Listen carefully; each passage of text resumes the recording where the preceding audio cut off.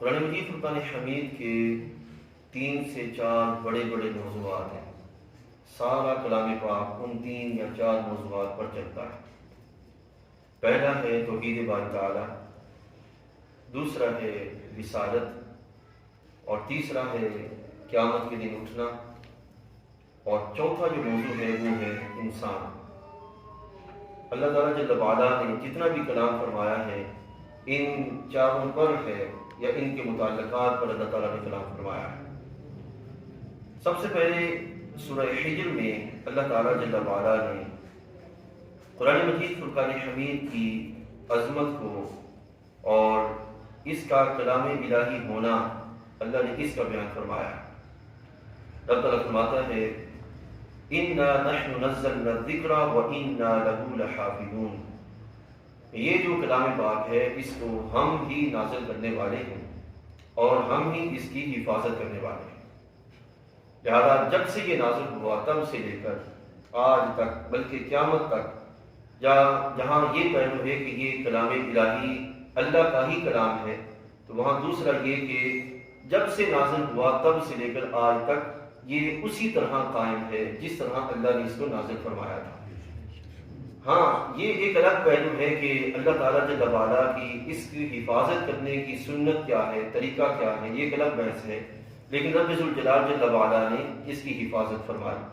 اگر کوئی بندہ یہ کہے کہ جو کلام نازل ہوا تھا وہ کہیں مفقود ہو گیا تو وہ اللہ تعالیٰ جل وعلا کی اس صفت پر اور اس قدرت پر شک کرے گا، اور ایسا کرنے کے سبب وہ بندہ کافر ہو جائے گا۔ ٹھیک ہے۔ دوسری خالق کائنات جل وعلا نے جو اس کے دوسرے رکوع کے اندر بلکہ تیسرے رکوع کے اندر جو چیز بیان فرمائی وہ ہے حضرت انسان کی تخلیق۔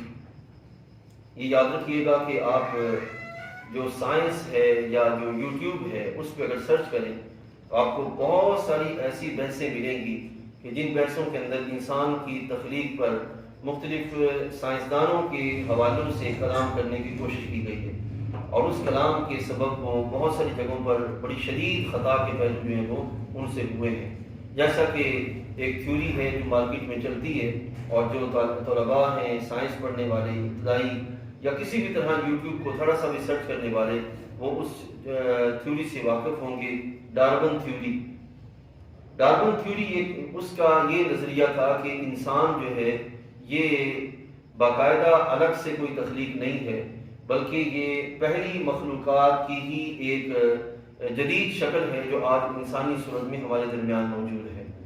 یہ ٹھوکر وہ کیوں کھائی انہوں نے جب انہوں نے اللہ تعالیٰ جل وعلا کے کلام کے سہارے کے بغیر معاشرے کے اندر زمانے کے اندر تحقیق کا اہتمام کیا تو وہ ٹھوکر کھا گئے اور وہ سمجھ نہ سکے۔ اس میں کوئی شک نہیں ہے کہ اگر انسان اور باقی مخلوقات پہ غور کریں تو بہت ساری جگہوں پر مماثلت پائی جاتی ہے، لیکن خالق کائنات جل وعلا نے انسان کو ان میں سے تخلیق نہیں کیا، بلکہ قرآنی یہ نظریہ ہے کہ انسان کی علیحدہ سے باقاعدہ الگ سے جو اس کی تخلیق کی گئی ہے اور پوری شان کے ساتھ تخلیق ہوئی ہے۔ ٹھیک ہے۔ اب اللہ تعالیٰ فرماتا ہے وہ الفاظ سنیے۔ اللہ تعالیٰ فرماتا ہے کہ وَلَقَدْ خَلَقْنَا الْإِنسَانَ مِنْ صَلْصَالٍ مِنْ حَمَإٍ مَسْنُونٍ، بے شک ہم نے آدمی کو بجتی ہوئی مٹی سے بنایا جو اصل میں سیاہ بودار گارا تھی۔ اب یہ ابتدا ہے، ٹھیک ہے، اس وقت کی جو کیفیت اللہ نے بیان فرمائی۔ وَالْجَانَّ خَلَقْنَاهُ مِنْ قَبْلُ مِنْ نَارِ السَّمُومِ، اور جنات کو اس سے پہلے بے دھوئیں کی آگ سے بنایا، یعنی کہ جنات کی تخلیق پہلے ہے، انسان کی تخلیق جو ہے وہ بعد میں۔ یہ ساری بحث ہوتی ہے اور آخر میں اللہ تعالیٰ جل وعلا شیطان کے لحاظ سے بیان فرماتا ہے کہ اس نے کہا کہ اے اللہ مجھے قیامت کے دن تک کی مہلت دے۔ ٹھیک ہے۔ بولا اے میرے رب میرے قسم ہے اس کی کہ تو نے مجھے گمراہ کیا تو میں انہیں زمین میں بھلاوے دوں گا اور ضرور میں ان کو بے راہ کر دوں گا۔ اب یہ یاد رکھیے گا، یہ بات اپنے ذہن میں رہے کہ غلطی کر کے اس کو رب پہ ڈالنا یہ شیطان کا طریقہ ہے۔ ٹھیک ہے نا۔ آل اسلام کو کیا طریقہ بیان کیا گیا کہ غلطی کریں تو غلطی کر کے پھر دیکھیں کہ مجھ سے ایسا کون سا معاملہ ہوا ہے جس سے یہ میرا معاملہ ہو گیا ہے۔ اللہ تعالیٰ فرماتا ہے ما اصابک من حسنۃ فمن اللہ، جو کوئی نیکی تم تک پہنچے تو وہ نیکی اللہ کی طرف سے، وما اصابک من سیئۃ فبنفسک، اور جو برائی تمہیں پہنچے تو وہ تمہارے اپنے جان کا معاملہ ہے۔ تو اس اعتبار سے اللہ تعالیٰ جل وعلا کی کسی کے ذہن میں کیا خیال آئے گا کہ کائنات میں کچھ بھی اللہ تعالیٰ کی قوت کے بغیر نہیں ہوتا، اللہ تعالیٰ کی اجازت کے بغیر نہیں ہوتا۔ تو یاد رکھیے اللہ تعالیٰ نیکی کو پسند کرتا ہے اور برائی کو پسند نہیں کرتا۔ برائی بطور آزمائش اللہ نے تخلیق فرمائی ہے، اور اس کے لحاظ سے اللہ نے بندے کو باقاعدہ سوچ و بچار کا حکم دیا کہ جملہ پہلوؤں پہ سوچ و بچار کرو اور اس کے بعد کوئی رستہ جو وہ اختیار کرو۔ جب اللہ نے نیکی کے رستے کو انتہائی واضح کر دیا اور کوئی بھی پہلو جو وہ اس کا روشن جو وہ چھوڑا نہیں ہے، تو اب اگر کوئی بندہ روشن پہلو کو نہیں سمجھے گا تو لا محالہ وہ تاریک پہلو کی طرف بھی جائے گا اور تاریک پہلو کا ہی جو وہ اہتمام کرے گا۔ ٹھیک ہے، تو یہ یاد رکھیے گا کہ برائی کر کے اس کو کہنا کہ اگر اللہ تعالیٰ نہ چاہتا تو میں ایسا نہ کرتا، تو یہ شیطان کا طریقہ ہے، مطلب اللہ کے بندوں کا یہ طریقہ نہیں ہے۔